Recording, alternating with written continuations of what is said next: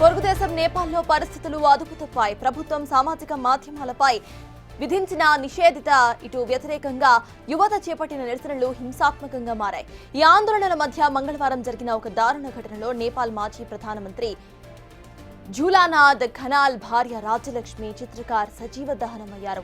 రాజధాని ఖాట్మండులోని డల్లు ప్రాంతంలో ఉన్న ఝూలానాథ్ ఖనాల్ నివాసాన్ని ఆందోళనకారులు చుట్టుముట్టారు. ఇంట్లో ఉన్న రాజ్యలక్ష్మిని బయటకు రానివ్వకుండా అడ్డుకొని ఇంటికి నిప్పు పెట్టేశారు. తీవ్రంగా గాయపడిన ఆమెను కీర్తిపూర్ బర్న్ హాస్పిటల్కు తరలించినప్పటికీ కూడా చికిత్స పొందుతూ మృతి చెందారు ఆవిడ. మరోవైపు దేశవ్యాప్తంగా ఇటు పెళ్లుబికిన నిరసనలు సెగ ప్రధానమంత్రి కేపీ శర్మ ఓలీ ప్రభుత్వాన్ని తాకింది.